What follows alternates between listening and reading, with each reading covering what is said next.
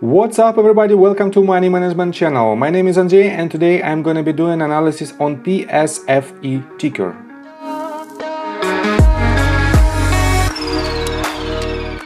And on today's video, first of all, I will show you where we are on the price chart and how we get there. Then I will continue with the news and with the fundamentals of this company.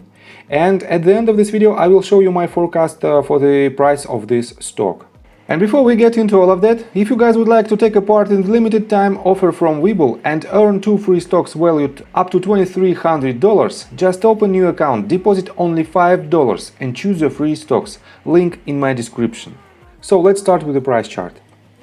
As you can see, from the beginning of this data, this company surged for more than 100%, and it was in anticipation of merger with the SPAC company. And then we had this decline for more than 57% to our current price. And as you can see, from the end of January till present day, we are on a down movement and we have a strong downtrend. And it is quite unusual for this type of companies to have this movement, and this movement is extremely powerful, I have to say. As you can see, we have huge volume, and the recent volume was really impressive. We had more than 43.5 million shares sold, and it is a bearish volume, and that's why you have to be extremely cautious with this stock. On top of that, let me show you that they just announced their earnings report, and this report is not so bad actually, but we have some bad news inside this report, and that is why this company has the recent sell-off for more than 20%. So let's continue with the company profile, and it says Paysafe Limited provides digital commerce solutions to online businesses, SMB merchants and consumers through its Paysafe network worldwide. And for now, its total market cap is $7.38 billion. They have a revenue of $1.44 billion and negative net income of $124.78 million. They have a very small revenue growth of 0.59%, and you have to keep in mind that this industry is booming right now, and its compound annual growth rate is more than 6%, and that's why this growth is not so impressive. So it has a total cash position of $274.44 million with the total debt, huge total debt of $2.15 billion. So I have to say that the most concerning number is right here, their total debt compared to their revenue and compared to their net income. And also they don't have enough cash to cover these debts, and that's why, in my opinion, it is the most questionable bullet in their numbers for now. So let me show you the summary of their report. Paysafe Q2 net income of $6.6 million. Revenue of $384.34 million, beats by $5.9 million, and it is a 12.7% increase year over year. And the company expects Q3 revenue in the range of $360 to $375 million versus consensus of $389.09 million.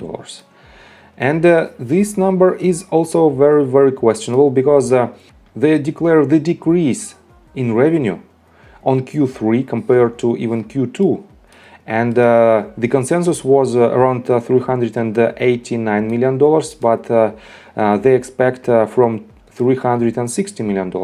And this is a really bad sign for investors, because Q3 should be better than Q2 and Q4 also should be better than Q2.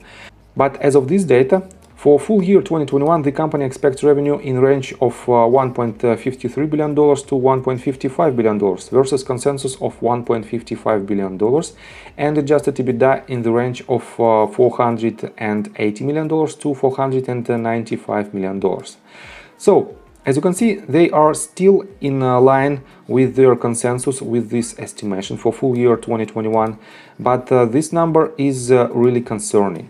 So, and right here you can see this. Alongside results, the company announced the acquisition of Safety Pay for $441 million. And I have to say that not only this company was announced to acquired by this company, but also, let me quote you this data. Paysafe discussed on the call that Pago Efectivo and Safety Pay will join the Paysafe and together will add $10 to $12 million in revenue in 2021. Note, these revenues are not included in the company's guidance. However, these revenues would amount to less than 1% in revenues, so investors aren't left too excited about these acquisitions. And this forecast is also bearish. We are on Seeking Alpha, and right here you can see this article. It was published just yesterday, and it's titled Paysafe Limited, Still Too Expensive.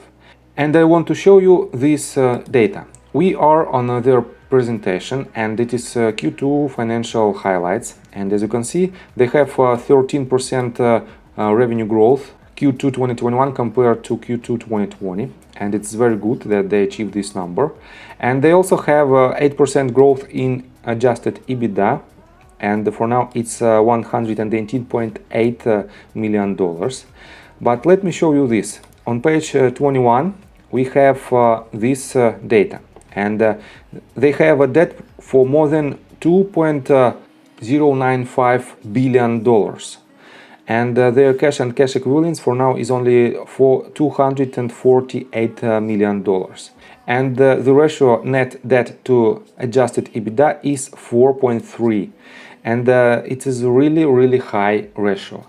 And let me show you on page 24 we have this guidance, and as you can see, adjusted EBITDA is expected from 95 to 110 for Q3 2021.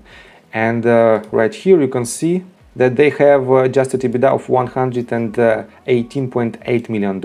This means it will be decrease in EBITDA as well. So this information definitely negatively impact the price of Paysafe, and that's why they have this massive sell-off for more than 22% during the last several sessions. And let me show you their institutional investors. Right here you can see that green rows indicate new positions, red rows indicate closed positions. And we have more green rows than the red ones, but you have to remember that this 13F filings is a little bit outdated. Right here, for example, Blackstone has a reduction of its position to $1.5 billion, and let me show you right here that they have file date of August 16th, but effective date when this transaction was executed is June the 30th. And that's why we have almost 45 days delay, because 13F filings should be filed not late than 45 days after the period closed. So that's why effective date is the end of the period, and the latest date of filings is right here. And some companies make this delay intentionally in order to keep their buys and sells in secret from other investors. So, and that's why you have to be cautious with this stock. And let's continue with the technical analysis, but before we dive deep right here, please subscribe to my channel, hit notification bell and hit the like button. This helps me a lot. So guys, I drew these two lines, let me show it to you. And as you can see, we have bullish falling wedge, and this wedge usually breaks to the upside because we see the range is becoming more and more narrow, and eventually it will break to the upside. But as you can see, we are quite far from the apex, and we might see lower levels. And for now, adding your position right here for the long term is basically an attempt to catch a falling knife, and it is extremely dangerous. On top of that, let me show you that we had three bearish patterns right here, and right here. It is a bearish flags, and these flags usually breaks to the downside. And we have three patterns that repeat themselves, and we might see another pattern right here, and this pattern might be somewhere like this. And we might hit this point of around slightly below $10 mark. And from our current price, if we won't go lower from this point, we might hit this target, and it will be around 16% of potential profits. And let me show you more thoroughly that the downside might be for about 4.5%. This means if you decide to enter your position right here, you have potential downsides for about 4% and potential upside for about 15%. And it is a risk to reward ratio is 3-1. It is decent risk to reward ratio, I have to say, but to achieve this ratio, you have to stick the rule, always put the stop loss and take profit orders. So, and in my opinion, for the long term, we have to break this formation, this bullish falling wedge, and when we break it, and potentially we might retest it from the top, this line we might retest from the top, and if we will have enough volume to go higher, and if we will form higher highs and higher lows, we might see a new uptrend, major uptrend, but this might happen in a period from 2 to 6 months. And you have to prepare for this, and I strongly encourage you not to enter your position for the long term. You just can try to catch this short-term trade. So, with that being said, please subscribe to my channel, hit notification bell and hit the like button. This helps me a lot. See you guys and girls next time. Bye!